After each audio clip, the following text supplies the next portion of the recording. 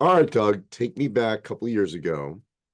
Uh, what was it like to be a part of a couple of the greatest upsets ever in NCAA tournament history for St. Peter's, Kentucky, Purdue, um, epic upsets? What was that like? It was really life changing. It was probably the best time of my life. I think it will be the best time of my life. It's just it's so hard to put those emotions and that kind of feeling into words. Years later, I still can't process like how to describe what it was like in a way.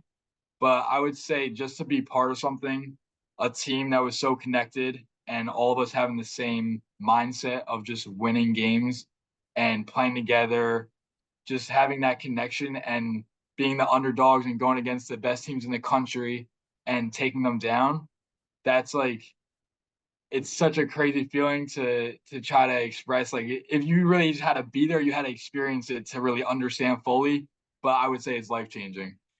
I still say to this day, I was more surprised, believe it or not, by the Purdue win than Kentucky, because Purdue had a week to prepare for you guys. I know it was in Philly, so it wasn't a shock that you're in the Sweet 16. Right. Whereas we've seen upsets before, maybe not to this degree, but we've seen upsets in round one. How would you compare those two games?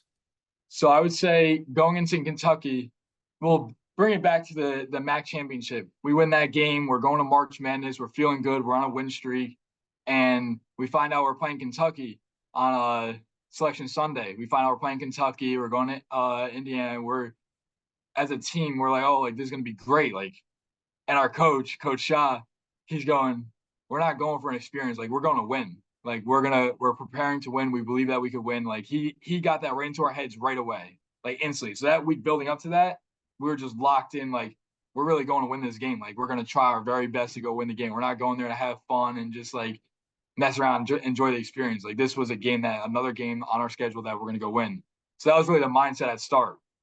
After that Kentucky game, after we did what we did overtime, we take down one of the best teams in the country.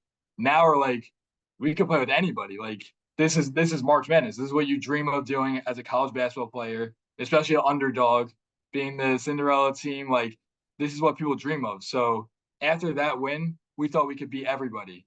Going into Murray State, take them down. We're on a crazy win streak too.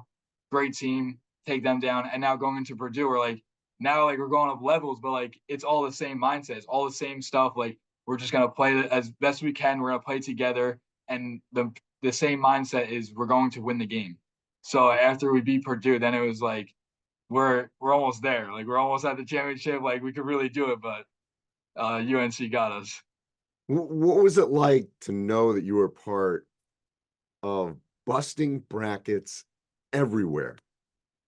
I think it's awesome. I love it. I used to make brackets growing up every year. Make brackets. That was like the whole big thing, and which team's gonna win which game. But definitely, being that person that's gonna ruin everybody's bracket is just it's hilarious. I think it's awesome. A lot of people mess around with me saying, "Oh, you ruined my bracket." I'm like, really? You didn't know St. Peter's was gonna beat Kentucky? I always mess around with everybody, but it's like the best feeling. What was it like on campus? Maybe, well, you didn't get back in between, so or the first two, so the second round of the Sweet 16. Yep. So we got back to campus after we beat Murray State in Kentucky. We get back and it's like we're getting treated like superheroes, like the greatest thing. Like everybody, they showed us a tremendous amount of support, love from St. Peter's itself, and just people around Jersey City. Like people just walking down the street saying, "You guys are amazing! Like congratulations, all of it." And it was so like it was such a great time to be there and experience all the love and the support that we had from that community. And if there's advice that you would give the next round of St. Peter's, and obviously FDU did it the next year in a similar kind of school, but what would it be that you would give in terms of advice for that next team like a St. Peter's?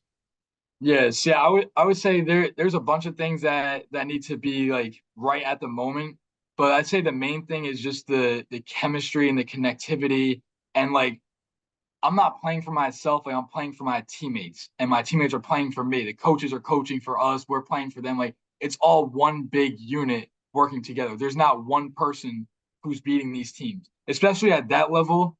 Underdog team playing against a higher level school, one of the best teams in the country. We're playing like almost our perfect game, and like we're down two.